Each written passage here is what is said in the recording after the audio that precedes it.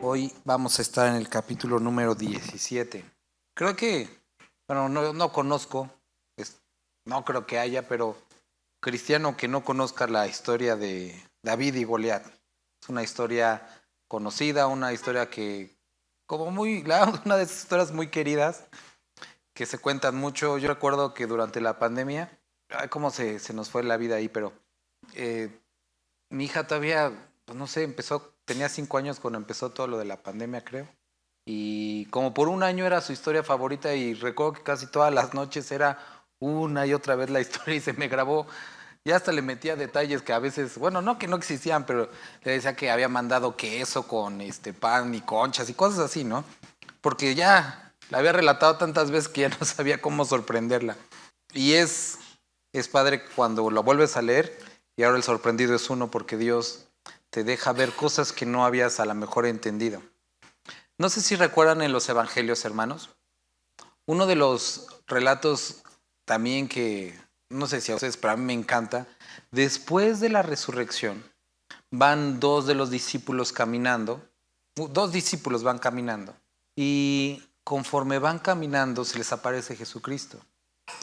Entonces empiezan a platicar de todas las cosas que habían sucedido. Y platicando de todas estas cosas, dice que ellos no reconocieron a Jesús.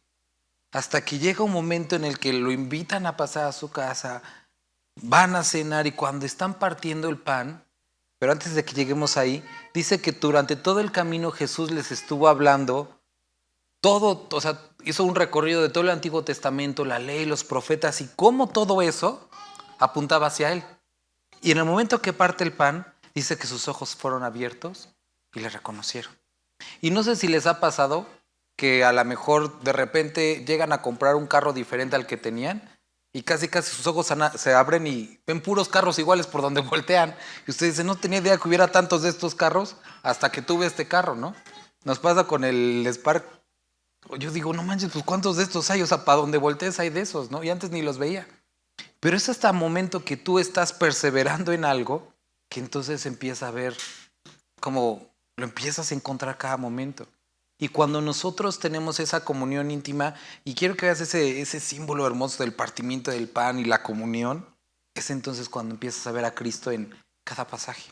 Y de la historia de David y Goliat no es la excepción. Y tenemos forzosamente que encontrar a Cristo.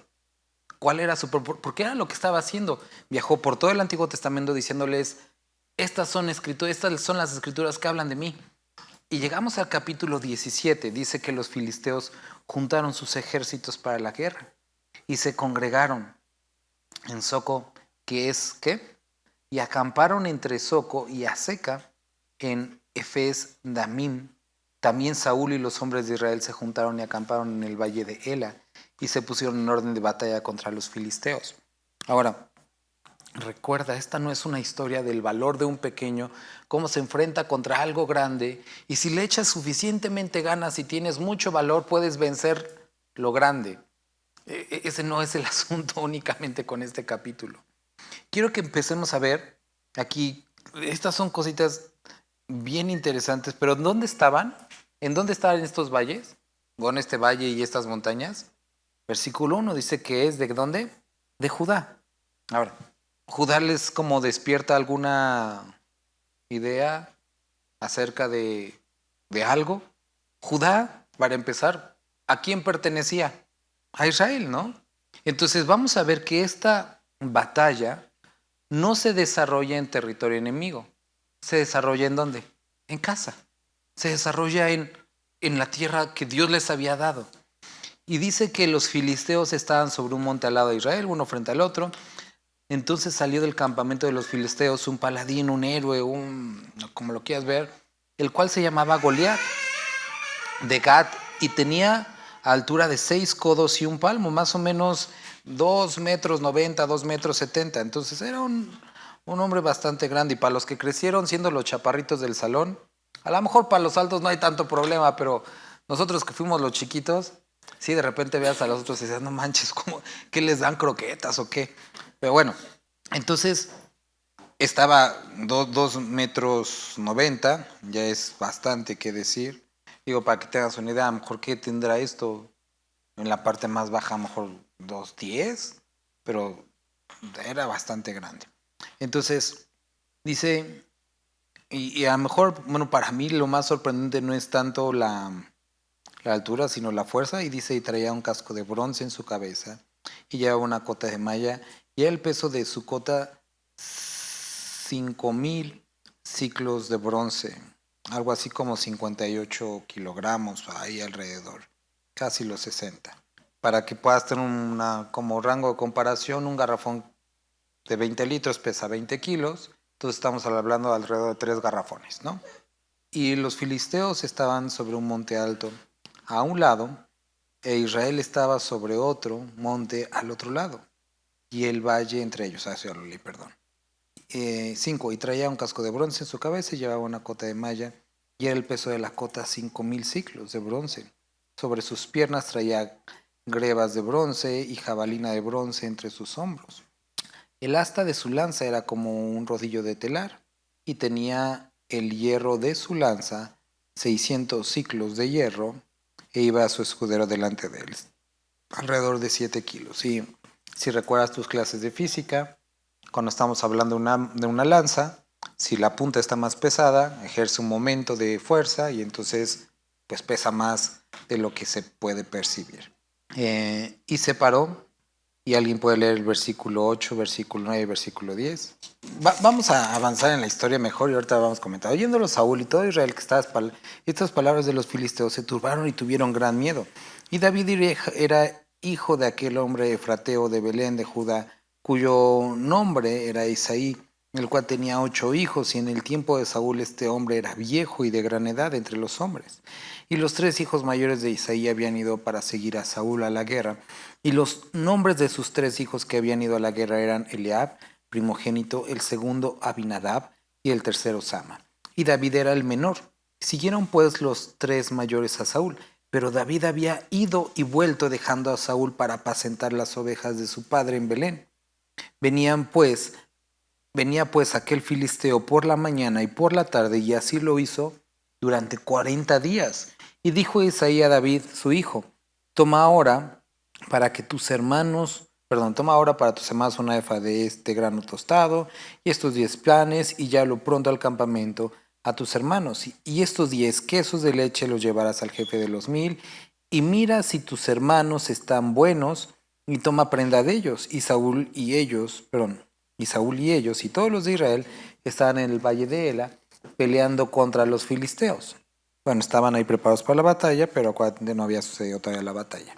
Se levantó pues David de mañana, y dejando las ovejas al cuidado de un guarda, se fue con su carga, como Isaí le había mandado, y llegó al campamento cuando el ejército salía en orden de batalla, y daba el grito de combate, y se pusieron en orden de batalla, Israel y los filisteos, ejército frente a ejército. Entonces David dejó su carga en mano del que guardaba el bagaje, y corrió al ejército, y cuando llegó preguntó por sus hermanos si estaban bien.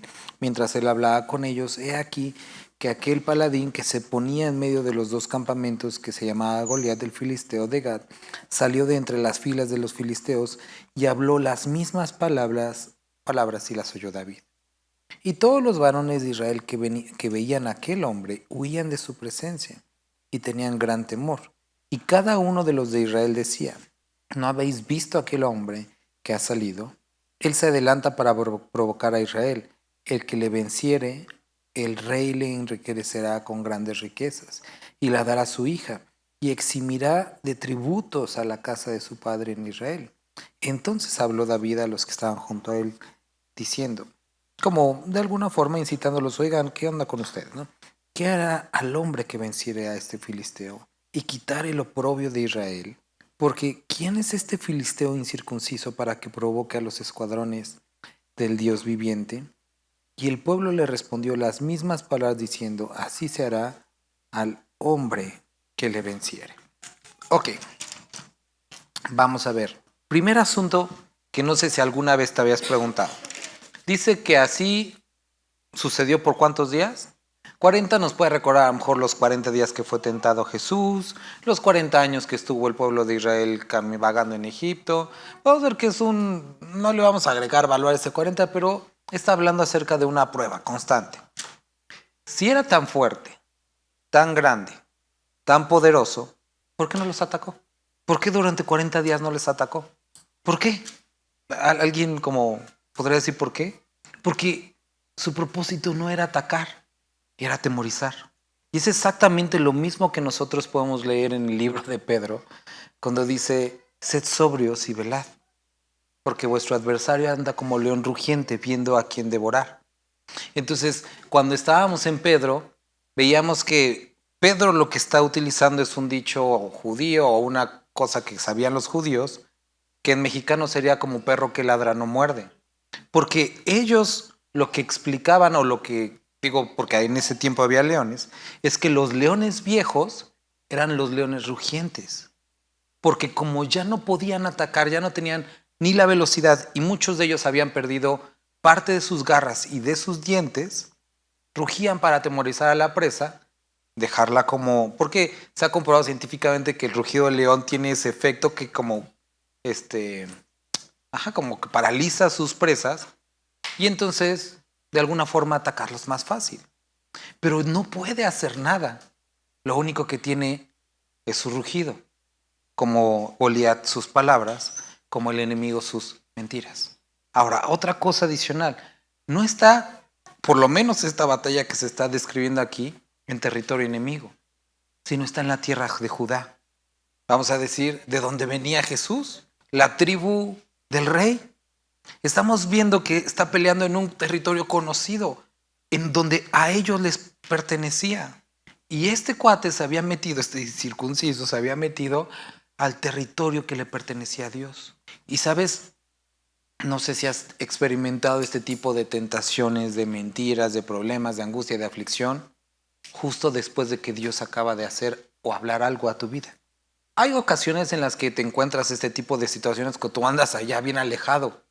Pero curiosamente también sucede cuando estás buscando a Dios, cuando estás perseverando en Él y viene el enemigo en territorio que le pertenece a Dios, a tu corazón, a tu mente, a tratar de vaciar sus mentiras, porque no puede atacar, pero puede atemorizar y paralizar a aquellos que han sido preparados para la guerra, como tú y como yo. Es que si tú te das cuenta, cuando tú estás perseverando en Dios, estás siendo adiestrado y preparado como para dar un golpe. Y como decía, yo te lo he dicho muchas veces, he dicho que dice un pastor que conozco, ir y patear las puertas del infierno y a ver qué te robas. Eso es lo que estamos haciendo cuando estamos perseverando, cuando estamos buscándolos. Nos estamos preparando para un golpe. Entonces viene el enemigo a ese territorio conocido y entonces no puede atacar, pero puede atemorizar. Y empieza con una serie de mentiras acerca de su fuerza, de tu vulnerabilidad, de tu debilidad, de tu pecado, de tu pasado, de quién eres, de lo que pensaste, de lo que hiciste, de lo que no hiciste. Y esa gran serie de mentiras empieza cada vez a decir, tienes razón. Ahora, puede ser que la primera digas, estás loco. Y la segunda, y el tercer día, y el cuarto día, y el cuarto, y así hasta los 40. Puede llegar el momento en que empieces a creer que lo que te está diciendo es verdad. O, corrijo, puede ser que empieces a actuar como si fuera verdad, porque muy en el fondo sabemos que no es verdad. Y entonces está así durante 40 días. Ahora, ¿cuál era la petición de Goliat? Mándenme a uno. ¿Y eso ya sucedió? Uno, enviado por su padre, como David fue enviado por su padre, fue al campo de batalla. Y lo derrotó. Y lo avergonzó públicamente en la cruz del Calvario. Y borró toda el acta de decretos que había en nuestra contra y nos hizo libres. De la misma manera, Dios había derrotado a Goliat.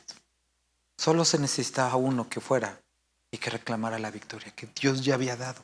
Y es lo que podemos leer en el libro de Romanos. Si Dios es el que justifica, ¿te acuerdas de este versículo? Entonces, ¿qué? ¿Quién es el que condena?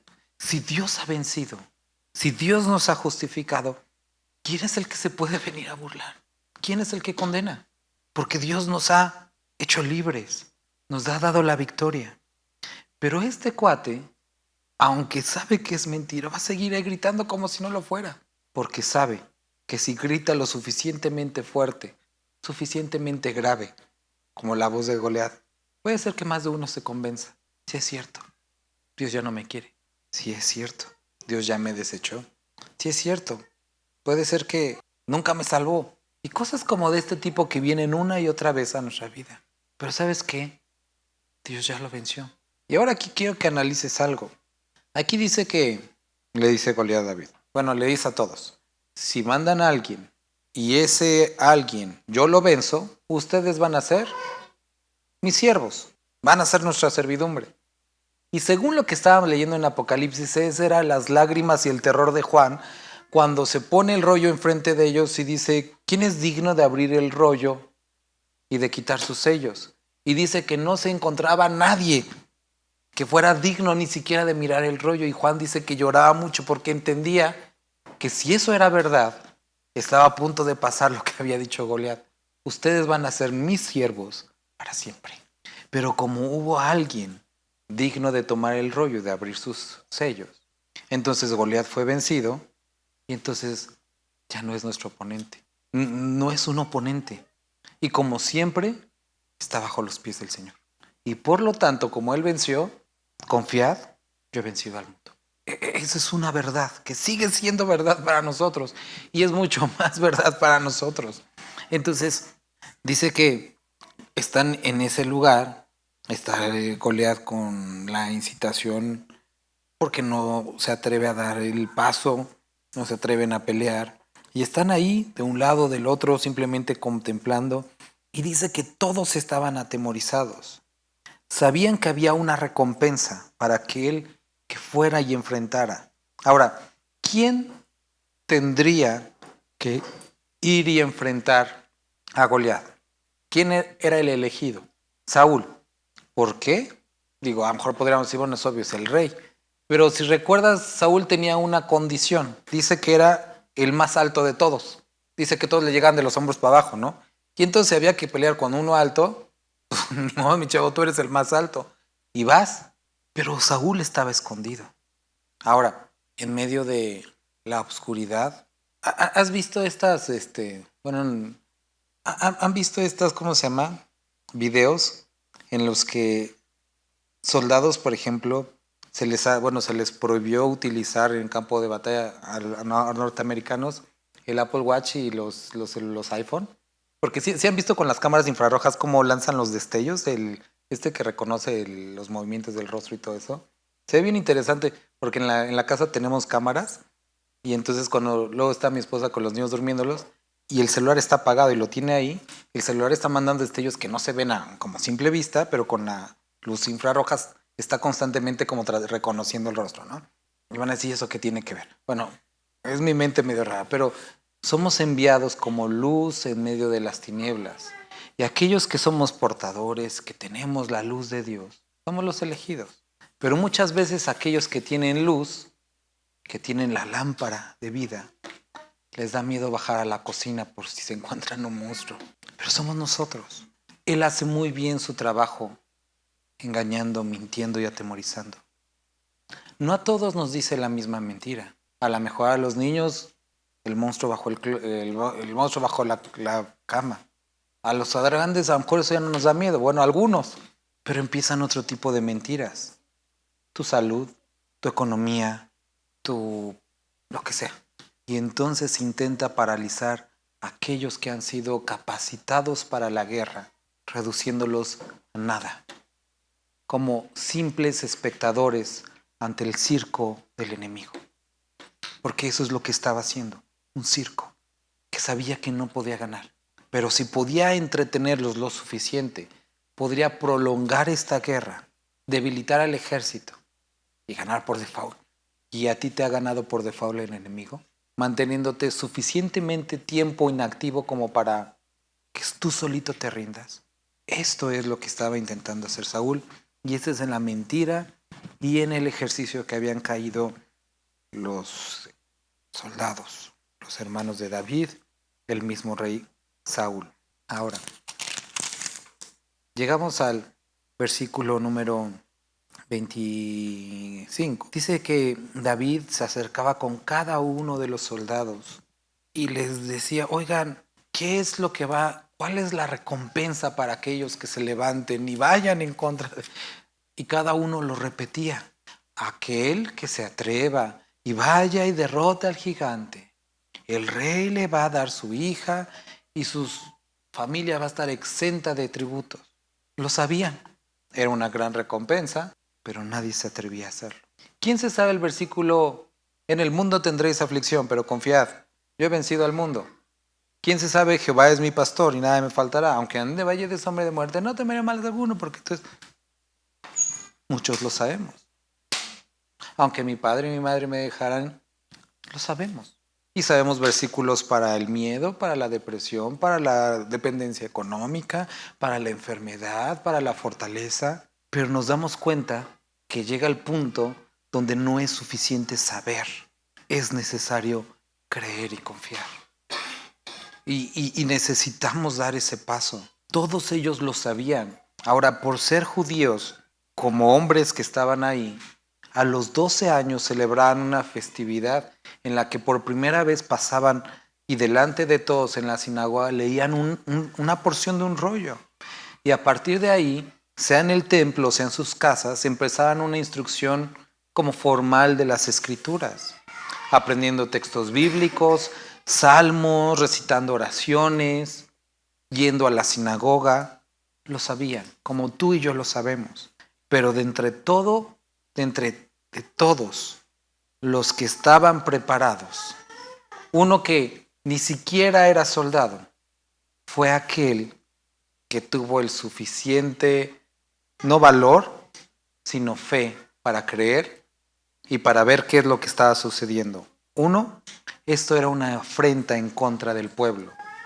David lo dice. No era un asunto de guerra, no era un asunto político, era una afrenta en contra del pueblo de Dios.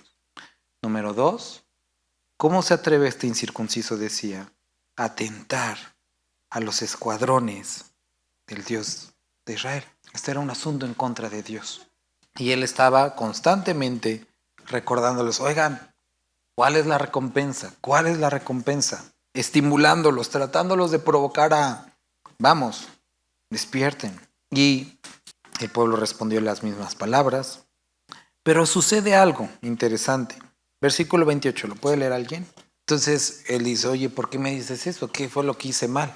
Sigue y continúa el proceso de seguirle preguntando a una y otra persona hasta que esto llega a los oídos de Saúl. Saúl lo manda a llamar, le dice, oye, ¿qué onda contigo? Y David le dice, oye, es que ¿por qué nadie ha respondido a todo esto que está sucediendo? Y entonces le dice, yo puedo vencerlo, no, no vas a poderlo, eres un joven, pero mira, es que ha habido osos, leones, yo los he derrotado. Le dice, bueno, va, si quieres que Jehová esté contigo, le pone su armadura, le dice, yo no puedo. Entonces David se lanza al campo de batalla y lanzándose al campo de batalla, levanta las 5 piedras que conocemos, va y empieza toda esta batalla. Ahora, ¿puedes pensar esta imagen?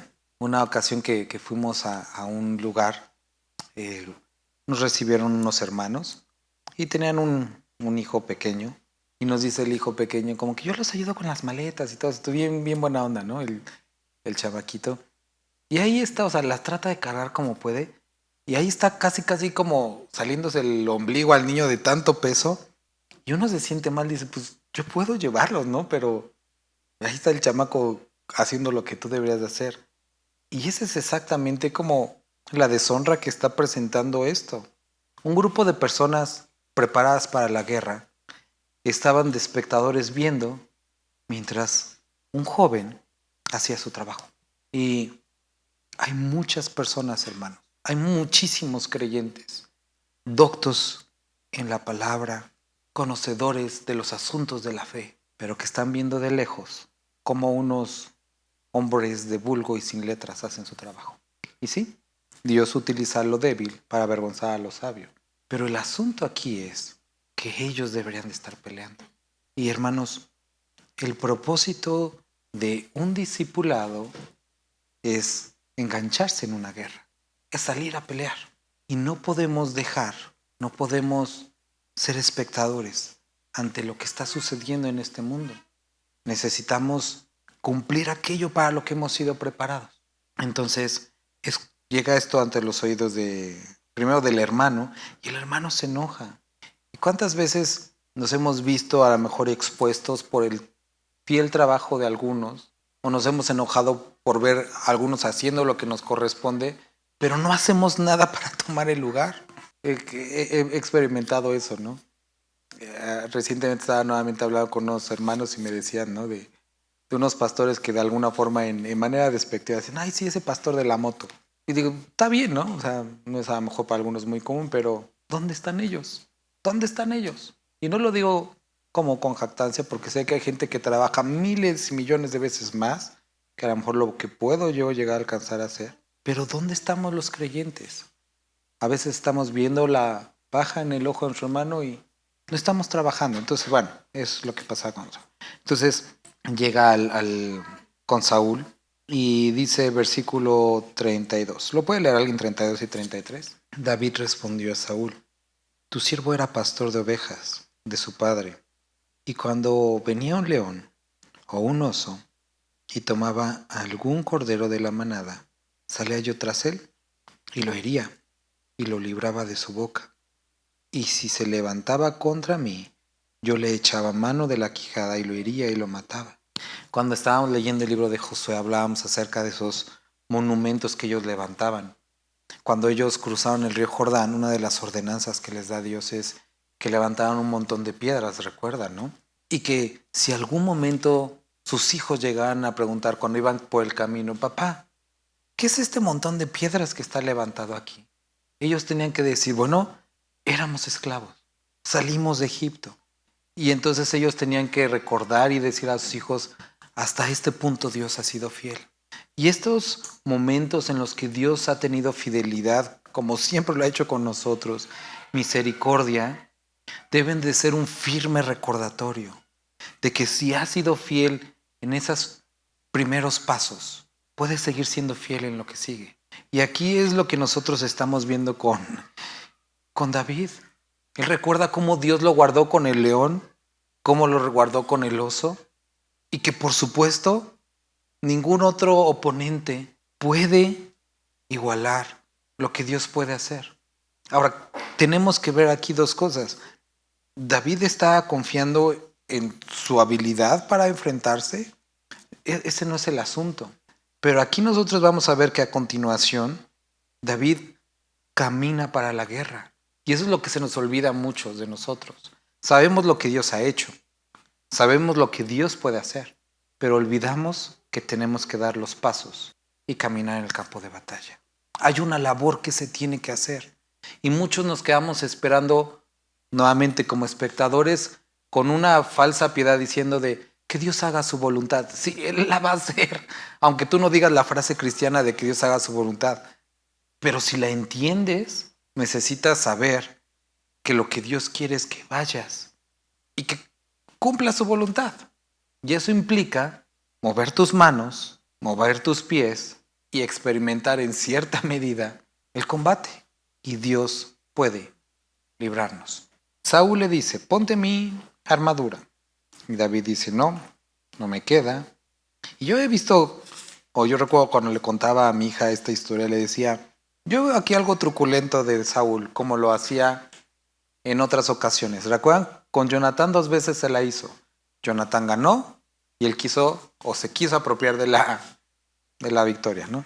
Entonces yo siempre sospeché, dije, se me hace que quería que la gente lo confundiera con Saúl y que quería como volverse a ganar la batalla. Pero aquí podemos aprender un buen principio. No podemos ganar la batalla con la armadura de alguien más. Y eso quiere decir que necesitamos aprender a conocer a nuestro Dios de manera personal. Todos tenemos un testimonio, pero Dios no hace las cosas de la misma manera. Y no pienses que porque Dios ayudó al hermano de tal y tal y tal forma, tendrá que a ti usarte de la misma manera. De la armadura de la cual sí te tienes que equipar es de la de nuestro Señor, la armadura del Espíritu. Entonces dijo que no. Dice que se ciñó David y tomó su cayado en su mano, escogió 5 piedras lisas del arroyo y las puso en el saco pastoril, en el zurrón que traía, y tomó su honda en su mano y se fue hacia el filisteo. Existen varias explicaciones, todas muy bonitas, ¿no? Algunas acerca hablando que el 5 es el número de la gracia, otras más hablando acerca de que tenía Goliat otros 4 hermanos y que él se quería echar no solamente a Goliat, sino a los 4 hermanos. Pero bueno, simplemente escogió 5 piedritas. Incluso, por ejemplo, según la tradición rabínica, decía que cuando se acercó al arroyo, las piedras le hablaron y le dijeron, escógenos a nosotros, con nosotras vas a ganar. Cosas como muy bonitas, pero son simplemente eso. Y el filisteo, en contraste, dice, venía andando y acercándose a David y su escudero delante de él. Entonces eran 2. Y cuando el filisteo miró y vio a David, le tuvo en poco, porque era muchacho y rubio y de hermoso parecer. Entonces básicamente está diciendo que Goliat era feo, rudo y medio fachoso, ¿no? Y como el otro estaba bonito y rubio, pues como que lo tuvo más en menos, ¿no? Y dijo el filisteo a David, ¿soy yo perro para que vengas a mí con palos? Y maldijo a David por sus dioses. Dijo luego el filisteo a David, ven a mí y daré tu carne a las aves del cielo y a las bestias del campo. Entonces dijo David al filisteo, tú vienes a mí con espada y lanza y jabalina, mas yo vengo a ti en el nombre de Jehová de los ejércitos, el Dios de los escuadrones de Israel, a quien tú has provocado. Jehová te entregará hoy en mi mano, y yo te venceré, y te cortaré la cabeza, y daré hoy los cuerpos de los filisteos a las aves del cielo y a las bestias de la tierra, y toda la tierra sabrá que hay Dios en Israel. ¿Tendrías ese valor? Porque, y de eso estábamos hablando el domingo, hermanos. Y esto es un asunto que debemos de meditar. Porque hablamos el domingo que muchas veces nos quedamos con, vamos a orar y que Dios haga su voluntad, como que no queriéndonos enganchar en el conflicto, ¿no? Vamos a orar y que Dios haga su voluntad, porque no estamos seguros. O nos da miedo comprometer nuestras palabras y decir, Dios va a orar en este asunto. Y vas a ver que Dios va... Lo dejamos así como vago porque no queremos comprometernos. Pero este cuate se fue con todo. No simplemente se paró enfrente, sino que le dijo, te voy a matar, te voy a cortar la cabeza. O sea, se le fue con todo. Y obviamente este no es el pretexto, porque lo vemos también en Judas, cuando describe que estos hombres necios hablan de las potestades y no sabe, o sea, no se está tratando que vayas con el diablo y le digas, te voy a cortar la cabeza y hasta los cuernos te voy a mochar. O sea, no es el asunto. Pero lo que quiero que veas es que él estaba comprometiendo su palabra porque sabía y creía lo que Dios podía hacer. Es decir, y a lo que me refiero es de lo que hablamos el domingo, es que si vamos a orar por algo, tomemos las decisiones y las acciones congruentes con esa oración. Si vamos a pedir por fortaleza o vamos a decir, Dios, quítame esta tristeza, hagamos como Ana, que nos levantamos y nos vamos a comer y que ya no lloramos más. Y si vamos a pedir dirección, vamos a esperar en Dios. Y si vamos a pedir fortaleza, nos vamos a levantar, como dice Hebreos, quitar las rodillas dobladas y levantarnos y caminar. Y lo que está cojo, enderezarlo nuevamente. Es decir, tiene que haber congruencia en nuestros actos con nuestras oraciones, con nuestras peticiones y que lo conocemos de Él. Y quiero que podamos notar que este es el ejemplo de fe que debe haber en nosotros. David no estaba actuando alejado de lo que Dios era, sino estaba actuando en congruencia con lo que Dios era y con lo que Dios le había pedido. Y eso es algo importante como iglesia, que actuemos en congruencia acerca de quien Dios es, de lo que Dios nos ha pedido. Entonces, dice que, versículo 48, aconteció que cuando el filisteo se levantó y echó a andar para ir al encuentro de David, David se dio prisa y corrió a la línea de batalla contra el filisteo. Porque una cosa es hablar, una cosa es presentarte, y otra cosa es de repente ver a ese torote viniéndose, o sea, que ahí viene corriendo.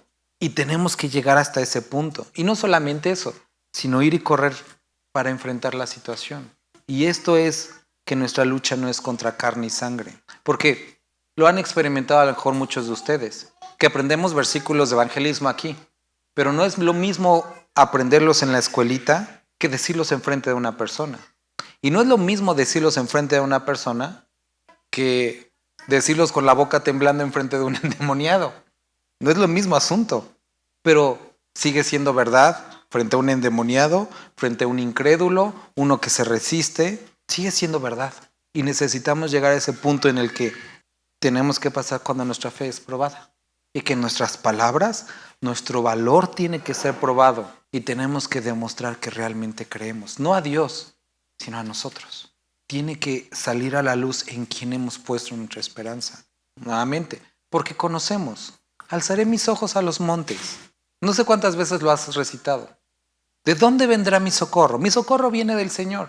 Pero cuando vienen las dificultades, andas buscando al tío, al compadre, al que está en la procuraduría, porque tu socorro no viene del Señor. Y necesita nuestras palabras ser probadas.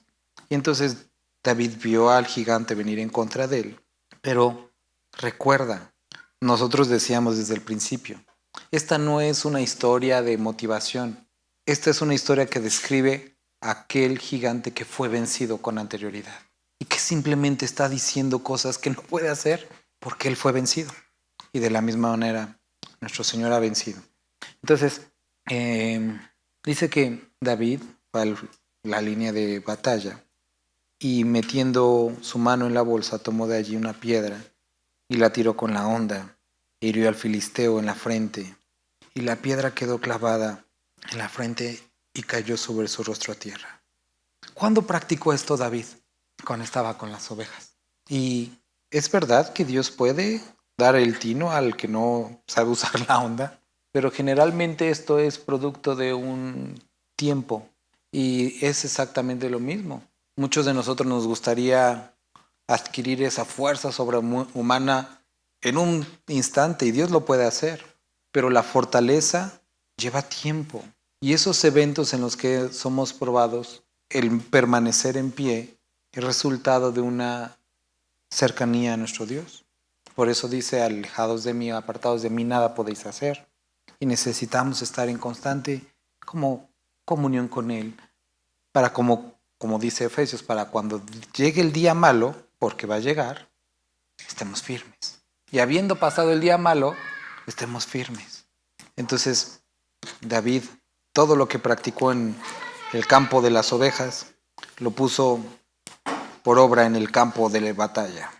Y encontramos una figura hermosa de lo que podemos practicar aquí entre los hermanos en el campo de las ovejas y lo podemos poner en práctica en el campo de batalla. Y dice que aventó la piedra y quedó clavada en la frente y cayó sobre su rostro en tierra. Así venció David. Y aquí vemos esta imagen similar. ¿Te acuerdas cuando empezábamos a leer Samuel? Cómo cayó Dagón, su dios, como rostro en tierra. De la misma manera cayó este filisteo rostro en tierra. Así como el dios, así como pues, el ser viviente de su dios. Entonces corrió David y se puso sobre el filisteo y tomando la espada de él y sacando de su vaina, lo acabó de matar y le cortó con ella la cabeza. Y cuando los filisteos vieron a su paladín muerto, huyeron. Y yo siempre que le contaba esta historia a mi hija, esta parte la omitía, ¿no? O sea, se quedaba bonito como que le aventó la piedra y lo mató. Pero yo decía, no manches, ya es como saña que David saque toda la espada y lo... Pero me arrepiento de no habérselo contado, porque muchas veces nos conformamos con herir esa parte de nuestra carne, ese asunto. Necesitamos erradicarlo completamente. Acercarnos y ver que esté bien muerto. Porque puede ser que si queda medio herido, se voltee y te muerda. Y necesitamos erradicar completamente cada aspecto de nuestra carne. No descansar hasta que esté decapitado, que no haya más. Entonces, dice que sacó la espada y le cortó la cabeza. Y cuando los filisteos vieron a su paladín muerto, huyeron. Y levantándose luego los de Israel y los de Judá gritaron, y siguieron a los filisteos hasta llegar al valle y hasta las puertas de Crón, y cayeron los heridos de los filisteos por los caminos de Saraim hasta Gat y Ecrón. Y aquí yo encuentro dos aplicaciones. La primera y la más importante. La victoria no estuvo en manos del ejército, sino de David realmente. Y el ejército únicamente concluyó lo que David ya había empezado. De la misma manera, nosotros podemos el día de hoy aventarnos al campo de batalla porque nuestro Dios ha vencido. Porque Jesucristo venció a la muerte, venció al pecado. Y es por eso que podemos entrar al campo de batalla, porque ya Él lo terminó y empezó todo, por una parte. Por otra podríamos decir, ay sí, qué chistositos, ¿no? Todo el tiempo anduvieron de cobardes y ahora sí ya se avientan. Bueno, es algo bueno que el ejemplo de uno pueda motivar a los demás. Y puedes tomar también esa responsabilidad, que tu bien obrar, que tu fe pueda incentivar a los otros a caminar en fe. Que tu confianza en Dios, que tu piedad, que tu misericordia, que tu amor sea un ejemplo de tal forma que todos se levanten y vayan y se animen y la victoria sea y las alabanzas sean contadas por muchos. Entonces van todos y no solamente eso, cayeron por todo el camino y volvieron los hijos de Israel de seguir tras los filisteos y saquearon su campamento. Y David tomó la cabeza del filisteo y la trajo a Jerusalén, pero las armas de él las puso en su tienda. Y es bueno, eso vamos a platicar después porque este evento continúa. Y cuando Saúl vio a David que salía a encontrarse con el filisteo, dijo a Abner, general del ejército: ¿De quién es hijo ese joven? Y Abner respondió: Vive tu alma, oh rey, que no lo sé. Y el rey dijo: Pregunta de quién es hijo ese joven. ¿Y no se te hace raro? Porque capítulo pasado que leímos, David estaba en la presencia de Saúl, tocando la arpita esa, y dice que Saúl lo llegó a querer mucho, y que no solamente eso, sino que mandó a decir a su papá si podía quedarse más tiempo con él. Y de repente aquí ya no lo conoce. Y uno dice, entonces, ¿lo conocía o no lo conocía? Aquí han presentado varios asuntos que tenemos que considerar. Uno, que cuando empieza este capítulo nos dice que David no se quedó ya con él, sino que iba y venía. Entonces, estas ocasiones en las que él tocaba eran como de repente, cuando Saúl se ponía loco, ¿no? Y tocaba. La otra que dicen es que cuando Saúl era atormentado por ese espíritu, posiblemente como que perdía toda como razón, la cual, bueno, es presuponer, ¿no? La otra es que había pasado tiempo y que las palabras que se utilizan para joven en el 16 y joven aquí en el 17 ya habla de un joven que ya creció, que ya está en edad de casarse, que también podría ser. La siguiente, que creo que tiene que ver con lo que hablábamos al principio, te decía, estos discípulos que iban a camino de Emaús, seguramente escucharon las predicaciones de Jesús, en algún momento lo llegaron a ver, pero no lo reconocieron, porque había sucedido algo en él. Y hasta el momento en el que parte el pan, lo reconocen y dicen, era el Señor que estaba con nosotros. Y sabes, es sorprendente, es hermoso cuando la gente dice, ¿qué te pasó? En el buen sentido, tú eras un cobarde, tú cedías a la tentación fácilmente. ¿Qué te hicieron en esa iglesia? Es hermoso cuando les dices que no fue la iglesia, fue Jesús. Es que te lavaron el cerebro. Y como dice un pastor, el cerebro, el alma, el corazón, la mente, me lavaron completamente. Y entonces había pasado tiempo y pregunta por hijo de quién es. Y es hermoso cuando podamos dar ese testimonio. Soy hijo de Dios. Dios es mi Padre. ¿De dónde el valor? ¿De dónde la fuerza? Dios es mi Padre. Cuando tu actuar los lleva a reflexionar y decir, ¿de quién eres hijo? ¿De dónde sacaste ese valor? Y que puede darse gloria a tu Padre por el simple hecho, no de vencer, porque tú no venciste, de haber obedecido e ir al campo de batalla. Y que Él sea glorificado en tu vida, que tus fuerzas, que tu juventud, que tu baja altura, todo se ha transformado en victoria, en fuerza, en poder, solamente porque creíste que Jehová podía dar la victoria. Vamos a orar.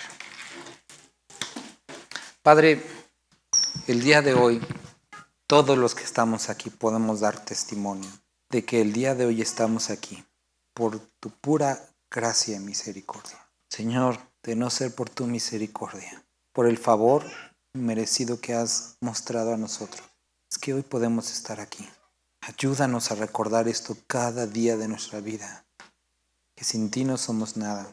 Padre, te quiero rogar que como iglesia podamos ser fortalecidos en ti y que aquellos asuntos con los que individualmente estemos tratando, podamos echar mano, como dice, de la vida eterna, del milagro hermoso, maravilloso que has hecho de traernos de las tinieblas a tu luz admirable y poder convencernos que el mismo Dios que transformó este horrible corazón puede santificarnos y hacernos caminar. Ayúdanos como iglesia a honrarte y a dar esos pasos de fe que estás requiriendo de cada uno de nosotros en este tiempo. Te ruego que fortalezcas a mis hermanos, a mis hermanas, que derrames de tu Espíritu Santo, Dios. Que cada uno de los que estamos aquí podamos anhelarte, anhelar tu palabra, Señor. Anhelar tu llenura. Ayúdanos a caminar en ti. Te bendecimos, te adoramos, Padre. Amén.